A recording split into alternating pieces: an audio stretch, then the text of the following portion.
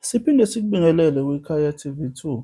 Wena-ke uqala ukungena kuleli khasi, siyacela ukuba ucofe ibhathini, usubscribe, ukhulise le channel ukuze uzohlale uyithola iy'ndaba njengoba zinjalo.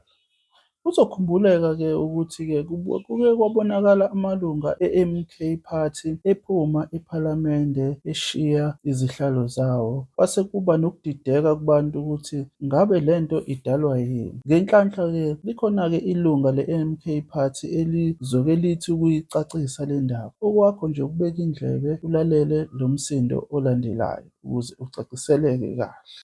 Ngithi ake ngithi ukufaka makhomanda engihabulile nami izolo kwi-leadership ngalento eyenzeke izolo ephalamende, kodwa nje abantu abaningi impela esinabo la ku-security bangithinta eceleni bayabuza ukuthi hey comrade Ngcobo, mhlambe uke wezwa wena kwenzekani manje? Siyahluleka nokuchazela amakhomanda kule nto. Abanye bathe besiyibuka naku-YouTube, besiyibuka live, sabona ama-comrade ethu esiwathumele ephalamende eduba. Manje abantu bafuna futhi ukuqhubeka nokulahla ithemba. No, ngithi angisho amakhomanda ukuthi hhayi, akonakele ngasesayidini lama-comrade ethu asephalamende.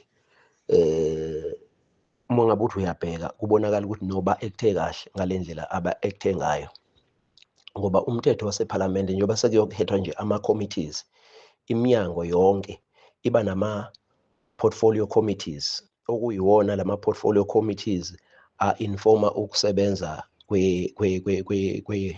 kwangqongqoshe nongqongqoshe. Kune-portfolio committee yakwa-safety and security, yakwa-health, yakwa-education, njalo njalo njalo. Umthetho-ke omile uthi mengabe sekhethwa lama-portfolio committees kufanele abe na-11 members. So kulo 11 members i-allocation mengabe kubalwa ngokwe-proportional representation, i-allocation ibiveza ukuthi umkhonto wesizwe ngenxa yokuthi sina 45, sina more than 45%, bekufanele ukuthi i-allocation isinikeze izihlalo eziwu-5 out of lo 11 engiwushilo okufanele kube iwona i-committee ne-committee, i-committee ne-committee fanele ibe na-11. So fanele umkhonto wesizwe party ube na-11 izihlalo. Then-ke lokho kuzokwenza-ke ukuthi mengabe i-EFF seyifika nalesi sihlalo sayo esisodwa, bese kushuthi izihlalo zethu ze-block sihlangene ne-EFF zizoba u-6. So mengabe-ke i-committee-ke seliziqhamukile-ke lezi zihlalo ezinye lezi ze-GNU, kushuthi eziwu-2 ezakwa-IFP, eziwu-2 ezakwa-ANC nesisodwa se-DA, ziwu-5 lezo, kushuthi seku-6 against 5. Obekuzokwenzeka ngokomthetho-ke ama-committee-ke azobe esehlala-ke ebese evotela ozihlalo bawo. Each committee livotela usihlalo wawo. Obviously-ke kushuthi bese sizoba ozihlalo bama-committee wonke, ama-portfolio committees, ngoba mese kuvotwa sizoba na-6 njalo, sizoba na-6, sibe na-6, sibe na-6. So sizoba nozihlalo bama-committee. Lokho bekuzokwenza ukuthi-ke mengabe esesebenza iminyango yonke isebenza nathi, isebenza nalama-committees, and ithina esisezinqumeni ezinamandla kakhulu kabi, iminyango yonke, education, health, yonke iminyango ongayicabanga.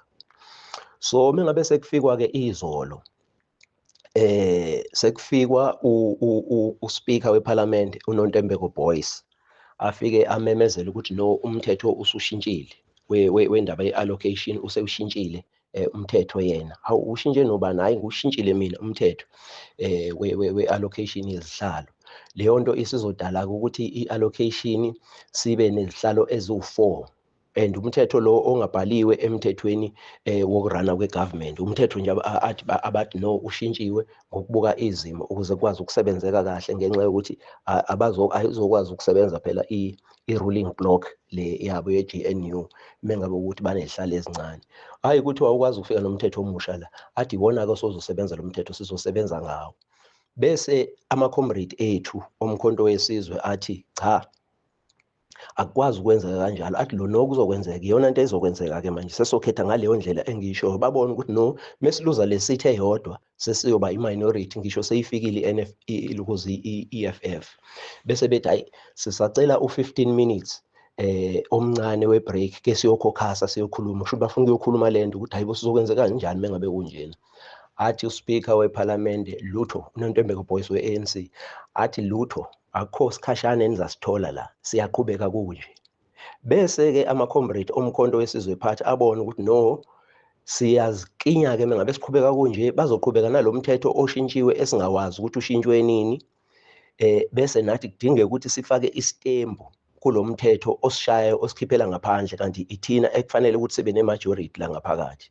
Ngaleyo ndlela-ke bese bedecide-ke uku-walk away, bayoxhumana nabameli, baxhumane ne-legal services ne-national leadership ukuthi ayibo, nasi isimo esisimele la manje, siyabona ukuthi mengabe sihlala la ngaphakathi sizofakiswa isitembu entini esiyibonayo ukuthi nje iphambene nomthetho, it's a traverse of the law and regulations.